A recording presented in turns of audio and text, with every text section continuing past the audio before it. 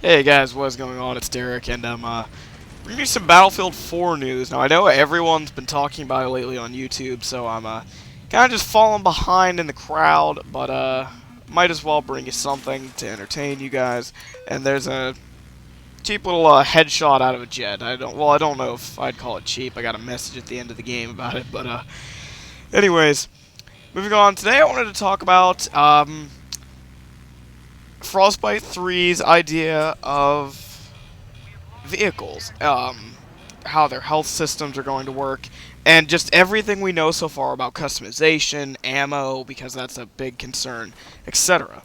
Now, so far, with the Siege of Shanghai gameplay that was released and live streamed from it, we learned a lot about vehicles. Now, we don't really know much about jets.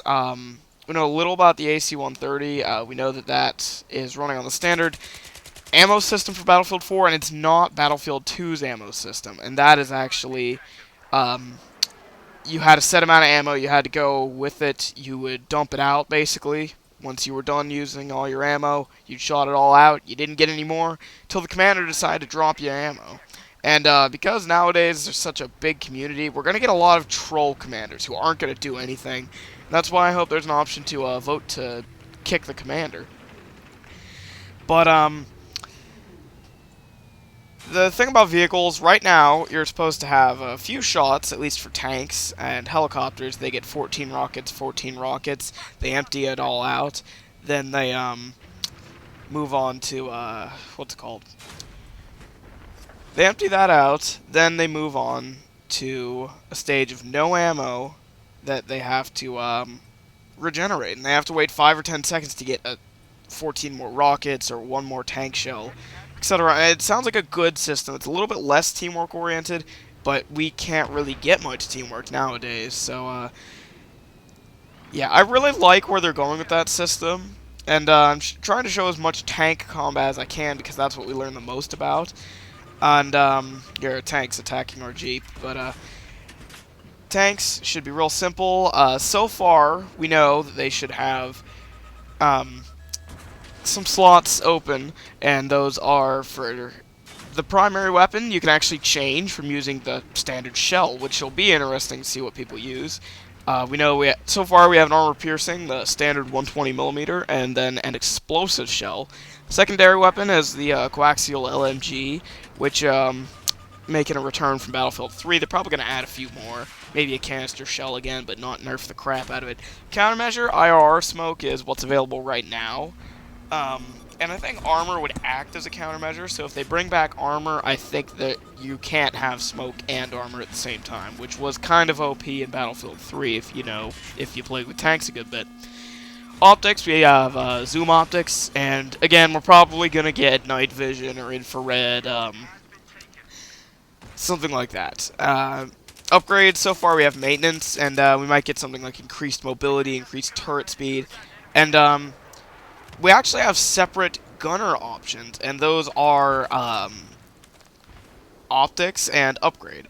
That means the gunner can have proximity scan for upgrade and zoom optics for his thing. It's not universal anymore. And yeah, that's just something interesting about the tanks that we know so far. And jets, we really don't know what they're going to do with jets. I assume we're going to get like maybe 2,000 shots, then we have to regen 1,000 at a time. That would be interesting, like 1,000, reload 1,000. I'd like to see that kind of system. And helicopters have two types of rocket pods for primary. Secondary, we have heat seekers. We might get something else. Countermeasure, flares, probably going to add ECM to help dodge those radar missiles. Upgrades, right now all we have is stealth, probably get a few more things like mobility, etc. And again, it actually has paint, like the tank if I didn't already mention. You can actually have a camo on your helicopter, basically. The gunner, secondary weapon, gunner optics, and upgrade are all three kind of brought over categories from Battlefield 3, but should be interesting because it's not just one upgrade, they're categorized now, which is what a lot of people wanted to see.